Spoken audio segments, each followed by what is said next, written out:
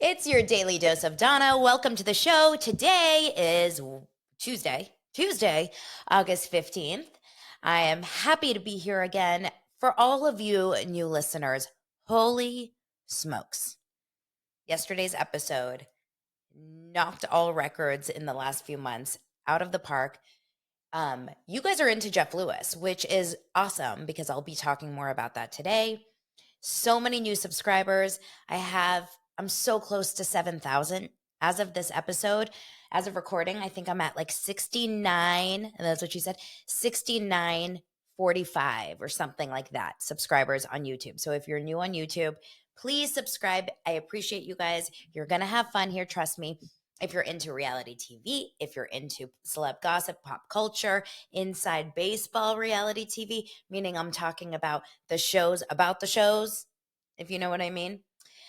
My name is Donna Bowling. I am so happy you're here. A couple caveats. Some of you are leaving feedback that my mic is cutting in and out. So I'm not touching my mic. I plugged it in. This is a very expensive system I have here. If it is cutting out, just let me know. Give me a timestamp somehow because I want to, do some checking in on that. Welcome, everyone. Okay, I didn't yesterday, of course, on this hugely popular show, I didn't mention that I have a Facebook group, a free Facebook group, Daily Dose of Donna. So make sure to jump in there. We are 700 plus in there. We are so active. We talk about so many things. And actually, that's kind of where I workshop my stories that I want to talk about with you, right? So I'll put an article in there. I'll get your guys' thoughts, or you guys will bring things up. Like, for example, we're going to talk a little bit about Kelly Dodd today because I know you guys are seriously interested in hearing about that. So jump into the Facebook group. It's really fun.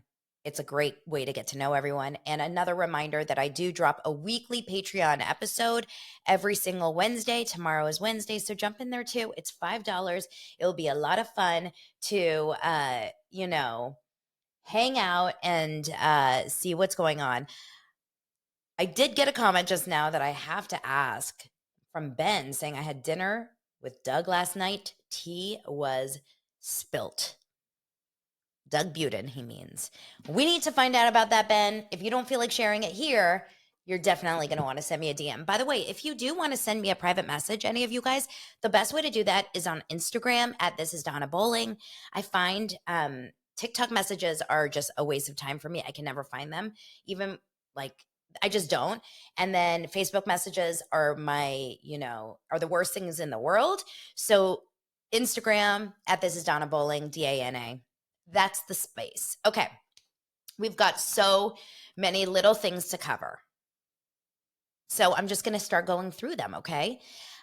First, I want to talk about our girl, Erin Dana Lichy. She's Israeli. You know, she's my Israeli sister. She doesn't know that, but we've DM'd a few times. Erin is, I would say, one of the top kind of stars. She's definitely doing the media circuit of Real Housewives of New York, the new season, the new group. She was on Not Skinny But Not Fat, which is a podcast that I listen to, depending on the guest. I really like Amanda. She is just like everyone else, there's a lot of haters out there. I like Amanda. She's got great guests. And I like her interview style. It's very conversational. And so she was on Ben. Okay, she was on the podcast, and what I liked about this is they went to high school together and they didn't really know each other. They were 1 year apart from each other. They were very kind of just like acquaintances, but because they grew up and went to the same school, they're both Israeli, they connected really well. I really like Erin. She talked a lot about the show. She talked a lot about why she's doing the show. She talked a lot about the fact that she's really honestly doing it for her business, which is, let's be honest, you would never go on a Real Housewives right now unless you wanted to grow your business. So she talked about that. She also mentioned the whole Trump scenario. So a lot of you guys found out through some people that were on Reddit or TikTok or whatever. A lot of you guys found out that Erin's name had come up as being a 4-time supporter, donator to the stop the election, or like the election is fake, or like do the recount, whatever, of Donald Trump back in 2020. So, am I saying that right? Was it 2020? It was, right? Okay, this is how much I am a political show. So, she did speak about that, and she said something that I think so many people can learn from. And this is really important. Number one, she said, I was an early supporter of Trump because of his support of Israel. And I try to explain this to you guys. Trump, and this is not a political show, but a lot of my Israeli family are Trump supporters, or were Trump supporters, I should say, because of that. So just know that it's a different world out there for that. But she said, since then, I have changed my mind. And I am no longer a supporter of those ideologies. I am very pro-choice. I am very, I'm an ally, and I support LGBTQIA plus. I am liberal. I don't support that Planned Parenthood saved my life, et cetera, et cetera. So she was really, really clear about her shifting. And I think so many people should feel free to say that, like, they don't know it all. How many people grow up a certain religion and then change? Or how many people grow up a certain political side and then change? How many people start their lives as Democrats and end as Republicans, and vice versa? It's okay. I love Erin. I'm just going to say it. And yes, her middle name is Dana, Dana, just like mine. It's the Israeli way. So she told me that in the DM. Big fan of hers. That was the big clip that was kind of picked up all over the news about Erin today. Okay, let's move on. Oh my gosh, you guys are asking me in the DMs and over on Facebook, you guys are asking me to talk about Taryn Manning and Britney Spears. Here's my thoughts, and this is all I'll say. Taryn Manning is an actress that's been around forever. Most famously, most recently, Orange is the New Black. And then obviously you guys know who Britney Spears is, right? I'm not going to talk about it. And I'll tell you why. I feel dirty talking about it. If you are interested in learning or talking about Taryn Manning and like her off the rails social media content, I don't think I'm the show for you today.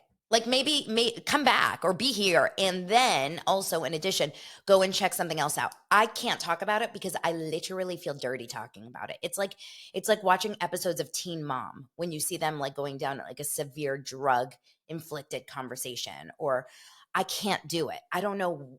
It's the content, it's the situation. I don't want to talk about it. Okay?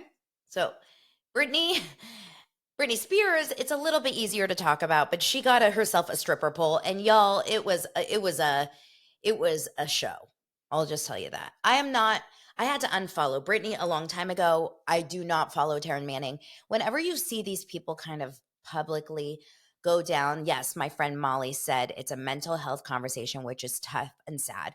Whenever you see someone go through such a public kind of mental health meltdown, you've seen this on TikTok, I forget the name of that influencer, or like an Amanda Bynes, where you see it all so public, it's really, really hard to dissect. And I'm not a mental health professional, so I don't know if I am the right person to talk about it. I don't want to come off insensitive or anything. But there's so many therapists out there. There's so many people who are really, really skilled, and this is their niche. So I'm going to leave it to them. Cool? Cool. Okay. Kelly Dodd. Don't worry, we'll get to Jeff Lewis. Kelly Dodd. It all roads lead to Jeff Lewis. That's what this podcast episode is going to be called. All roads lead to Jeff Lewis. I say this because Jeff Lewis, in my opinion, is like the center hub of all the reality stars, current, past, maybe the Bravo sphere.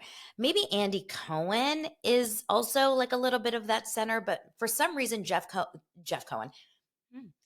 Lewis brings all the reality stars to the yard. You know what I mean? He always has a connection with these people.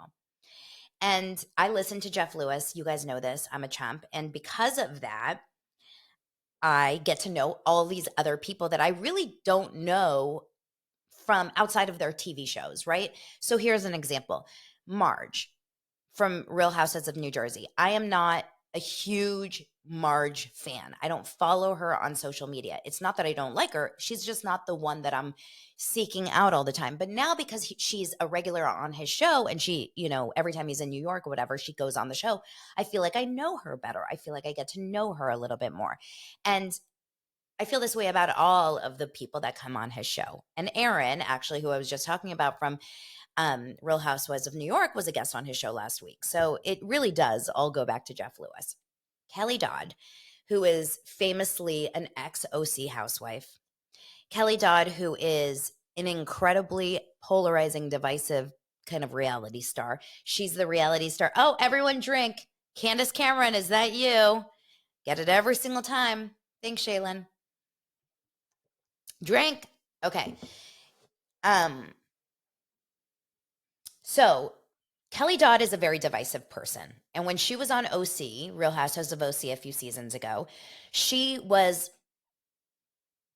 painted as, or she kind of was the, I don't want to say villain, but a little bit of she was the shit stir. She was the pot, oh, she hit the pot. Remember that on Shannon's head?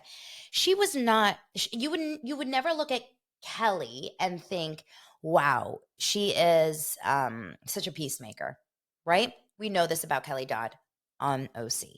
Since OC, since she was let go because of a lot of really, really outspoken, strong comments that Bravo didn't like a few years ago, she has since remarried Rick Leventhal. He's a former Fox News journalist, broadcast journalist, and she now has a popular YouTube show. So a lot of people that watch me on YouTube happen to see her content too, or are subscribers of her show, The Daily Smash, because it's similar to mine in the sense that it's a daily fun show.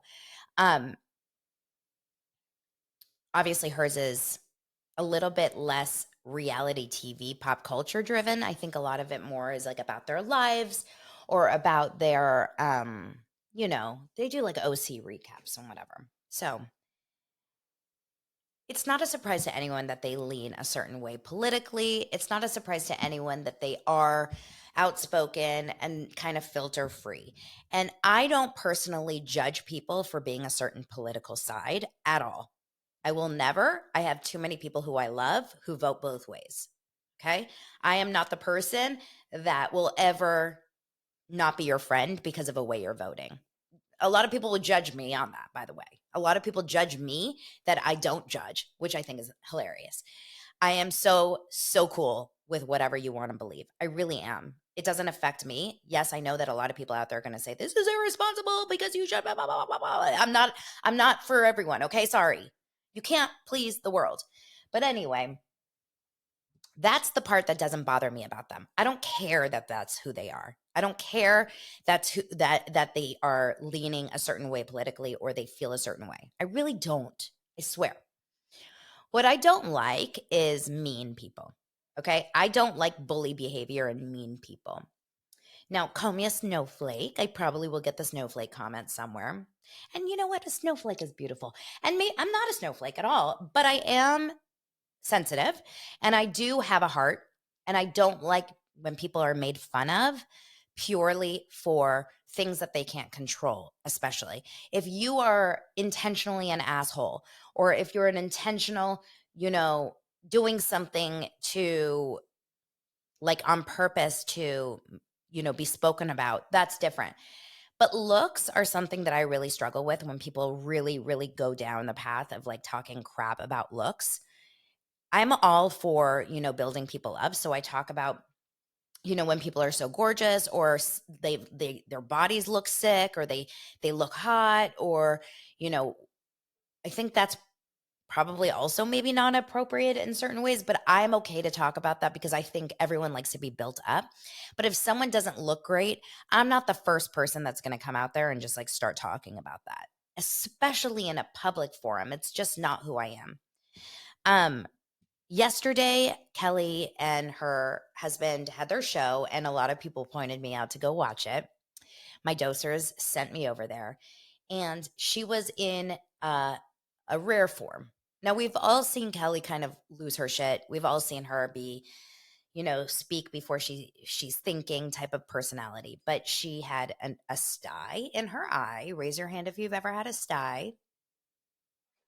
Raise both hands if you've had multiple styes. I think it's a pretty common eye infection.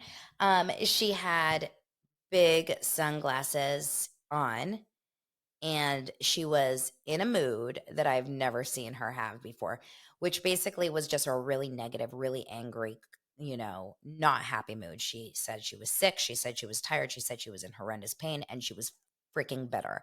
So she had a really bad episode because a couple things happened that were really upsetting to people like me, the viewers, which didn't feel necessary at all, which I spoke yesterday about Maui. Oh my gosh, you guys. I was up at 4 this morning, and I seriously watched the entire, I watched so much about Maui and just so much shit that people are guessing what the cause is and why and what's really happening, and really shady government stuff happening.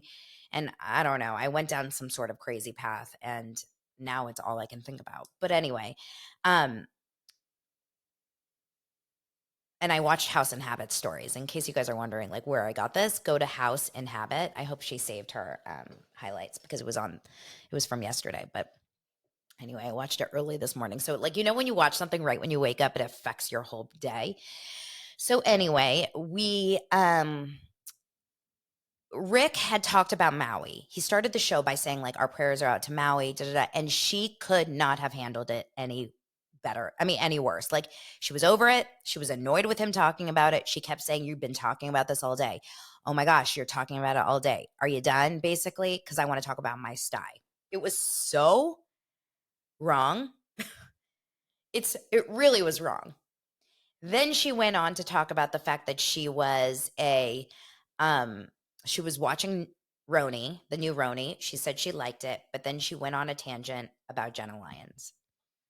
She said things about Jenna Lyons I don't even really want to repeat here, but I will just say a couple things out of just context. She called her multiple times. She called her unattractive, ugly, so effed. She called her a lookalike to Marilyn Manson. Okay. Those of you should know who Marilyn Manson is. I feel like if you Google it. I was so grossed out by these comments. You're taking a woman who is so damn successful, who is so accomplished, who is so cool. I don't know Jenna Lyons in real life, but I'm just saying what I've seen on TV, what I've heard on interviews, and what I've heard from people that know her. She's so on her shit. She is so successful, so smart. She has created a huge, huge career for herself. She also suffers from a condition, and I don't want to say it because I can't remember right off the top of my head what it's called, but it's something where it's your skin is affected, your eyelashes are affected, your teeth, your hair, and it really that's why she has this new fake eyelash company that she's started and that she's promoting probably through the show. Molly says something, when people attack on looks, it shows intelligence level. I 100% believe in this.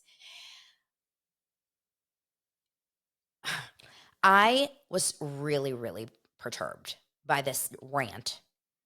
You're going to compare a woman like Jenna Lyons, who is also a mother, okay, who is also openly gay and one of the first gay housewives ever on a series regular, and she's full, not just Kim Zolciak hooking up with a random music producer here and there, and I don't want to say it, but you guys know what I mean.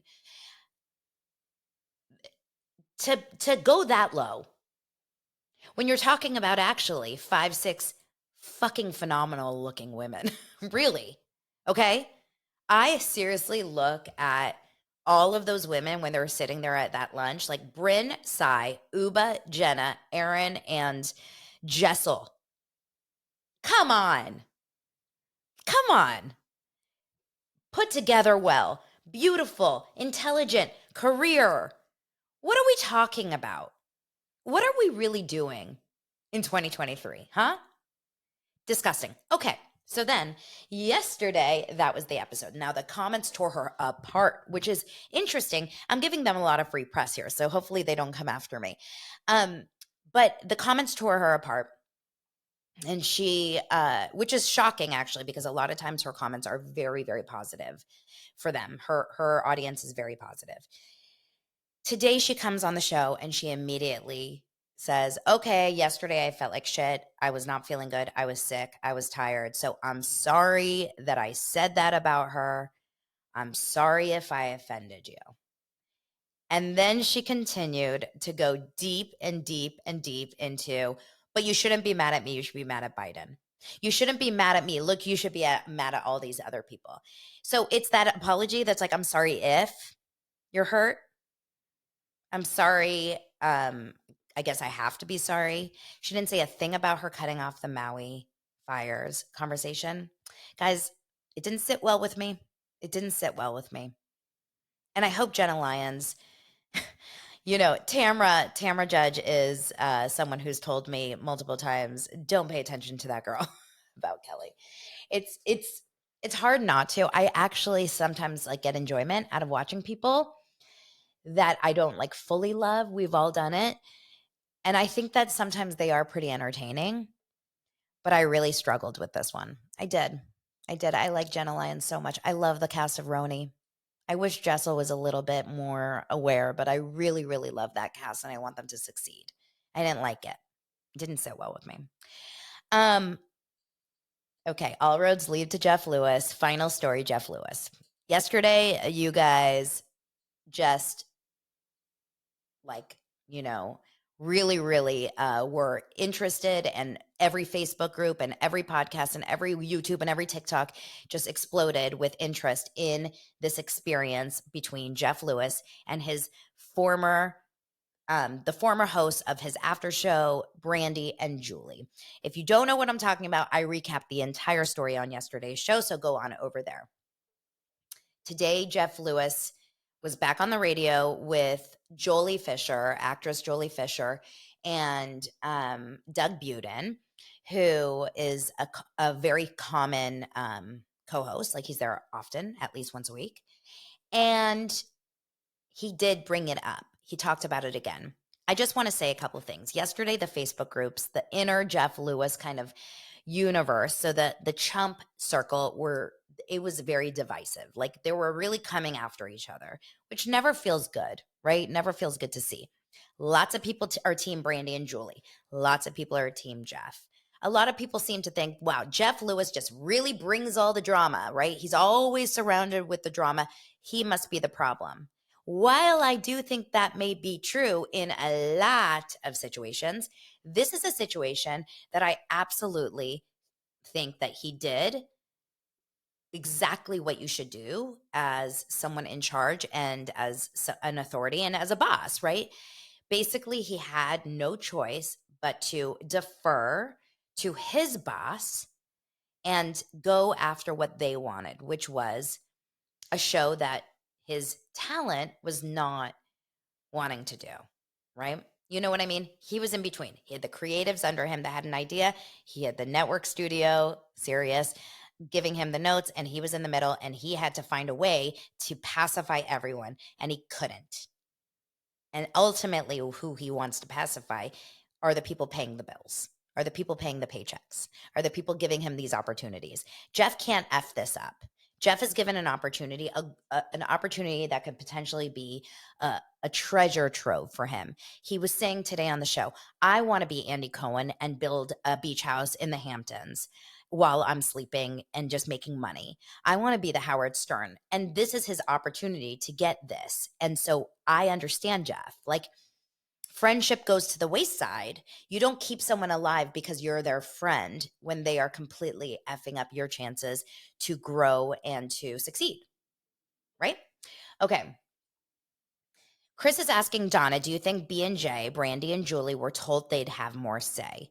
I think it was probably a little bit of two things. My guess is that they pitched a show that was a little bit different than Sirius wanted.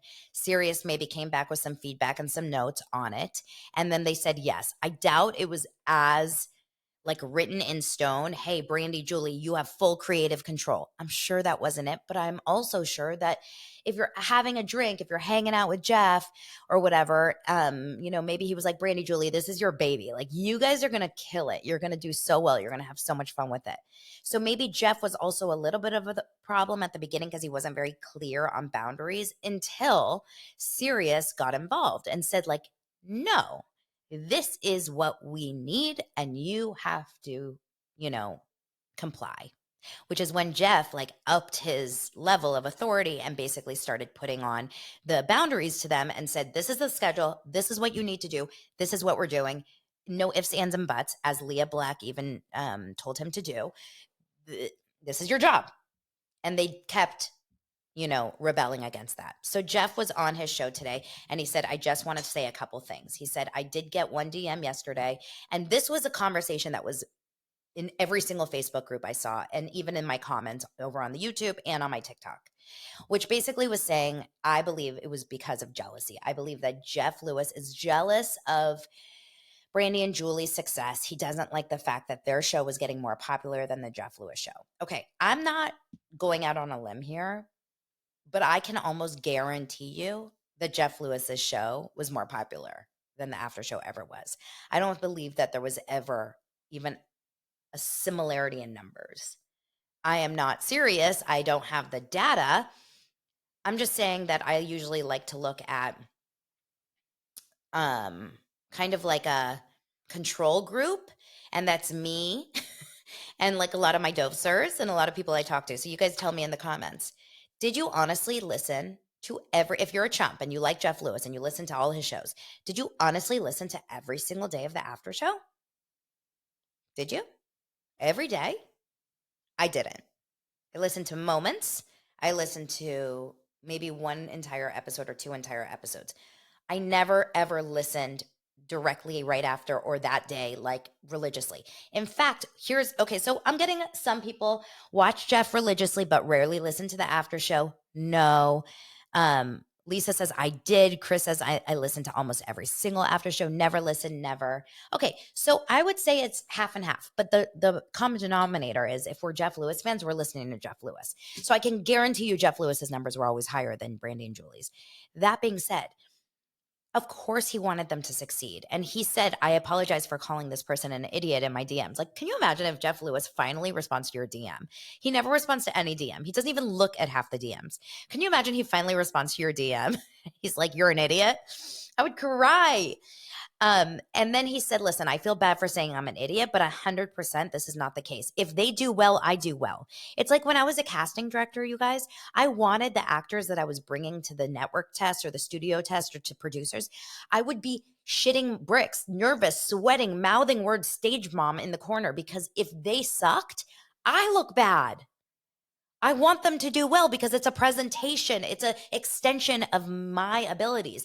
You all have done this in your businesses, right? You don't want your people that you bring on under you to do bad. It doesn't look good. It's like when Jeff brings on a contractor or any of his team employees to Anthony Anderson's house and they fuck up. He feels horrible about it. He doesn't like that. It's bad on him. Okay. He wants B&J, Brandy and Julie, to succeed. He wants every one of his shows to succeed. Okay. He said again today, I set them up for success and they got in their own way. He also said they did this to themselves. But I will say this, Jeff is a stand-up dude because what he did say was stop mourning their loss. They're not gone. You can completely still support them. Purchase their Patreon, go and follow them on Instagram, go to their live shows, listen to their podcast, support them. Support them, support them, support them, support them. One of the comments that Lisa just said was the issue here is that it shows that a lot of the comments on Facebook that supported Brandy and Julie don't have a corporate job. And this is another thing. I did get one comment on my TikTok this morning about this that said, I've been fired from over 20 jobs because I stood up to corporate and I will continue to do it. Brandy and Julie had a right to say it. You guys, the goal is not to get fired, right? We could all do a whole lot of things if we wanted to, but the goal is not to get fired. The goal is not to get arrested. The goal is not to get, thrown into jail or like in trouble. If we could just all do what we want, like we would have some sort of crazy, chaotic society. I don't understand, you guys. I would like to do the show naked. Actually, you know what? This is my show.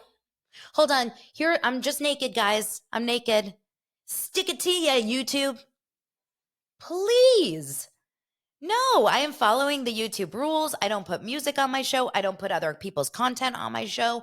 I don't show clips from other shows because it's copyright infringement. I know they're going to pull the show. I want to follow the rules. I am a rule follower. I am also a freaking ambitious, driven person, and I want to succeed. You can do both. Just saying, you can do both. So the point here is that I think it's really, really,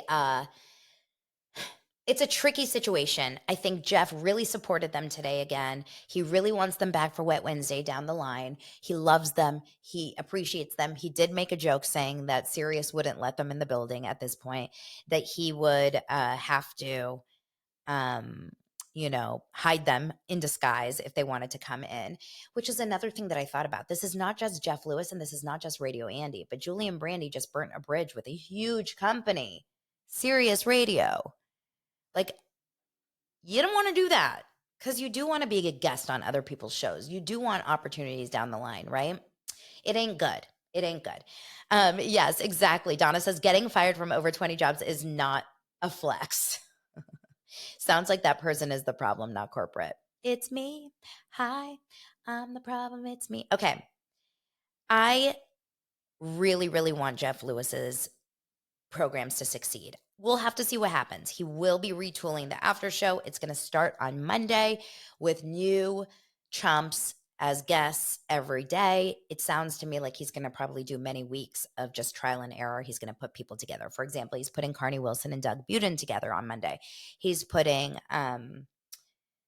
Carrie Lewis, his sister-in-law, and Joey Zauzig together one day. He's doing Patrick and Pohl. He's doing and I can't remember a few of the other people. I can't remember, but I'm sure you guys will remind me. So we'll see what happens. It will be interesting to see. Will you guys listen to the after show with all these other chumps as co-hosts? Curious. So this is a really kind of interesting experience to see, like, when anything like this goes down. I will be watching, obviously, to see what Julie and Brandy do next. I hope that they're successful. I hope that they continue to be successful. I hope their Patreon grows. I subscribed, so I will be listening to the first episodes. What I was listening right before I started this show, but then I had to go because I have an 11 a.m. that I always start the show, was Bethany Frankel's episode of Just Be, where she is explaining the reality reckoning that she started. And let me tell you, it's a 35-minute episode, and I tried to listen to it on 1.5 speed. And holy. Anyway, let's see.